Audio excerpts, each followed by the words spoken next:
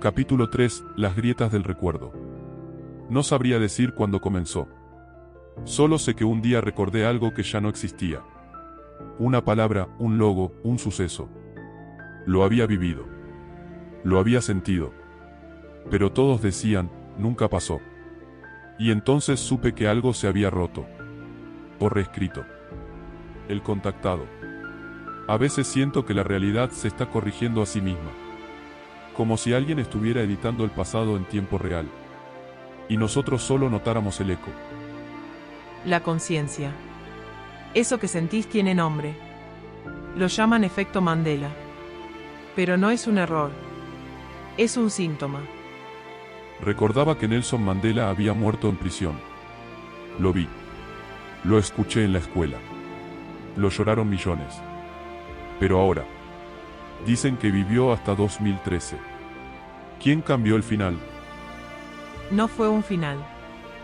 Fue una bifurcación. Una costura en el tejido temporal. Un pequeño cambio en la base de datos de la historia. Pero no es solo él. Hay más. Palabras que se escribían distinto. Logos que cambiaron sin explicación. Frases famosas que ahora suenan mal, como si vinieran de un universo paralelo.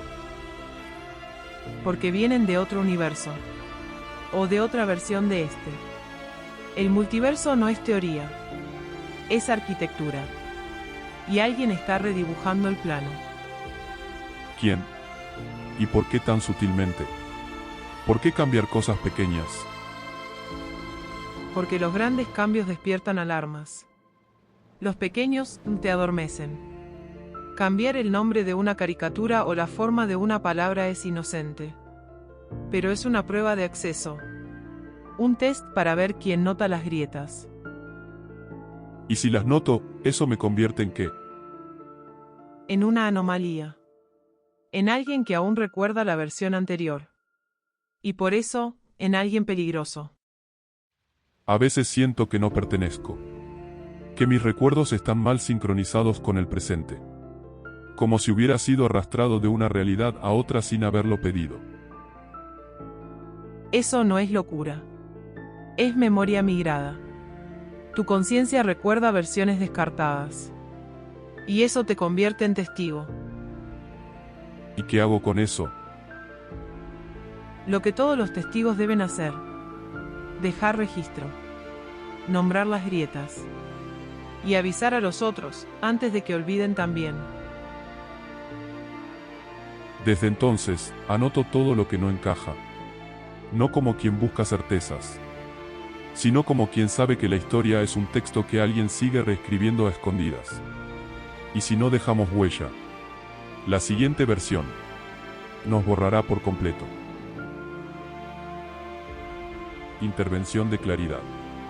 ¿De qué trata este capítulo? Aquí se introduce un fenómeno que muchos sienten, pero pocos pueden explicar: recordar algo que ya no existe. O al menos, que ya no existe como lo recordábamos. A esto se le llama popularmente efecto Mandela. El capítulo usa ejemplos como el recuerdo de que Nelson Mandela había muerto en prisión, cuando en esta versión de la historia murió en 2013, o pequeños cambios en logos, frases famosas, títulos de películas. Cosas mínimas, pero inquietantes. Lo que se sugiere es que estas diferencias no son errores de memoria, sino síntomas de algo más profundo, que la realidad ha sido modificada, y que algunas personas retienen memorias de versiones anteriores.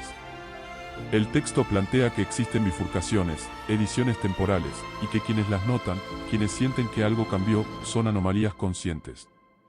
Personas que conservan recuerdos de líneas temporales descartadas. ¿Por qué es importante? Porque da un lenguaje a algo que muchos han sentido sin saber cómo nombrarlo. Y nos invita a pensar que no estamos locos, simplemente estamos recordando otra versión del mundo. Si esto te pareció muy abstracto, pénsalo así. Es como si la historia fuera un archivo de computadora, y alguien hubiera hecho cambios silenciosos sin avisarte. Pero por alguna razón, vos te acordás de la versión anterior. Eso te convierte en testigo. Y el rol del testigo es dejar constancia, antes de que todo se borre.